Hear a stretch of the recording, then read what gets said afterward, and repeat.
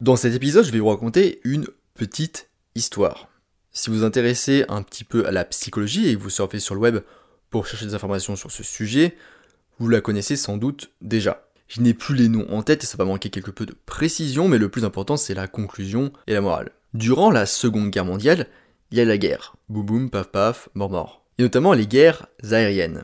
On n'est pas encore super bon pour faire des avions et on galère encore pas mal avec le rapport poids-puissance. Il faut un avion solide qui puisse résister aux balles d'un côté, mais d'un autre, il faut qu'il puisse décoller, sinon ce n'est pas un avion, c'est une voiture. Bref, globalement donc, les avions sont assez légers, donc assez peu protégés par des balles. Les premières batailles se déroulent, les premiers survivants, retenez bien ce mot de survivants, rentrent à la base.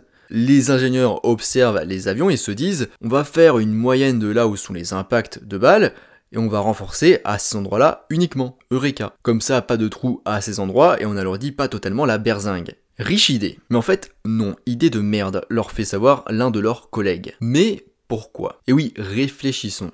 Si les avions qui sont rentrés avec des pilotes dedans vivants, et qu'ils ont des impacts de balles. Ok, ils ont des impacts de balles, mais s'ils sont rentrés en volant avec les pilotes vivants, bah c'est que ça doit pas être si important alors qu'ils impactent à ces endroits. En revanche, et je pense que vous l'avez deviné, il est fort probable que ceux qui ne sont pas rentrés ont eu des impacts de balles autre part. Et c'est à ces endroits-là qu'il faut renforcer.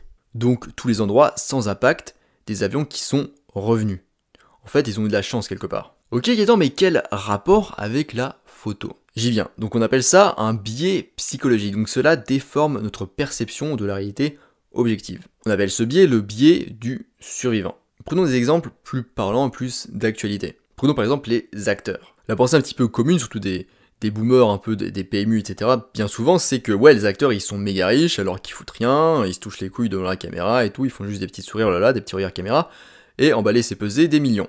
Sauf que les acteurs que vous voyez, ce sont ceux qui ont survécu, ceux qui ont réussi. Ils ne sont pas représentatifs de tous les acteurs et les actrices. Pour un Dwayne Johnson millionnaire, que toutes les grosses productions s'arrachent, on a peut-être des milliers, des dizaines de milliers ou des millions d'acteurs qui se sont suicidés, qui ne seront jamais découverts, qui sont sous-payés, qui ont abandonné, etc., etc. Des situations que Dwayne Johnson ne représente pas du tout. En tout cas, pas actuellement. Ouais, ok Gaëtan, encore une fois, mais le rapport avec la photo ? Eh ben, utilisez ce biais psychologique à votre avantage. Pas directement sur vos photos, mais plutôt dans votre manière de gérer vos photos. Je vais y revenir plus après. En fait, c'est ce que font tous les plus grands photographes et les professionnels. Ils font un certain nombre de photos, mais à la fin, ils n'en sélectionnent et n'en présentent que quelques-unes. Pour 1000 photos, ils en gardent et en développent 100 par exemple. Ensuite, ils en choisissent 10 où ils feront un développement poussé, éventuellement un petit peu de retouche Photoshop, et à la fin, pour 1000 photos, du coup, on n'en aura qu'une seule qui sera exposée au monde entier et qui sera peut-être publiée sur les réseaux sociaux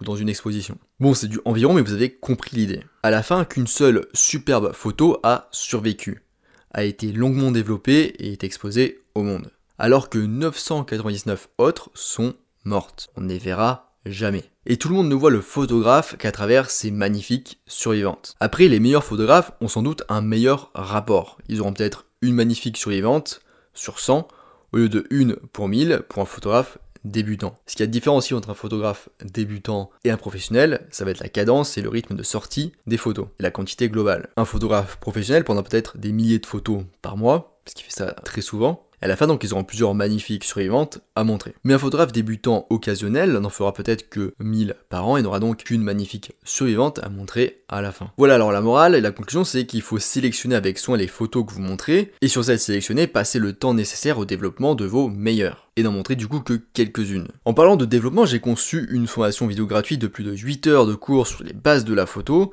où je parle notamment d'ailleurs du développement. Je vous laisse le lien en description. C'est tout pour cet épisode Flash, je vous dis à bientôt et on se retrouve sur les internets mondiaux.